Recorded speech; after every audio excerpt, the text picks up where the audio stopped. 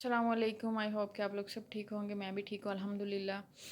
और आज की जो मेरी रेसिपी है जो मैं आपके साथ शेयर करूँगी वो है स्पेगेटीज़। और यहाँ मैंने स्पेगेटीज़ के लिए पहले थोड़ी सी मेहनत ये होती है कि हमें वेजिटेबल्स वगैरह काटनी पड़ती हैं, तो वो मैंने काट के रखी हैं। और साथ में चिकन मैंने इसको भी काट के रखा है।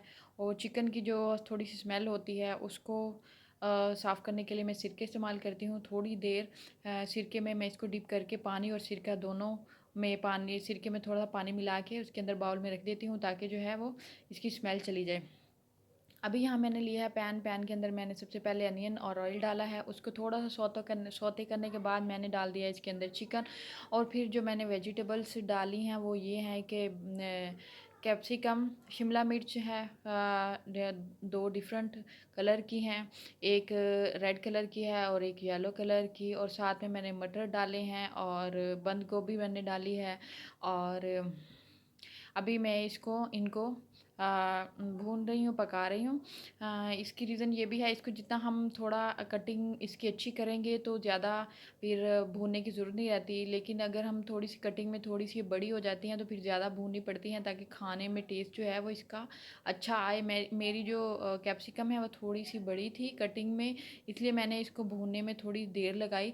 और साथ में ये मैंने बॉयल करके रखी थी स्पैगेटीज़। और स्पैगेटीज़ को बॉयल करने का तरीका ये है कि पहले पानी को अच्छे तरीके से गर्म होने दें। उसके अंदर आप चंद एक ड्रॉप जो है वो ऑयल के डाल लें ताकि जब ये हम बॉईल करते हैं तो ये आपस में चिपटे नहीं।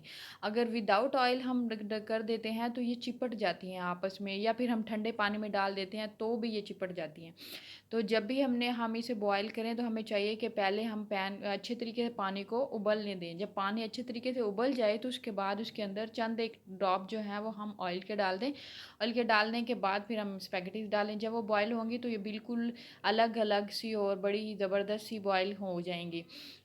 अच्छा जी, इसके बाद मैंने स्पैगेटीज़ डाल दी हैं और साथ में मैंने इसके अंदर सॉस इस्तेमाल किया। मैं जो दो सॉस मैंने इस्तेमाल किया है, एक हॉट चिली सॉस और विनीगर।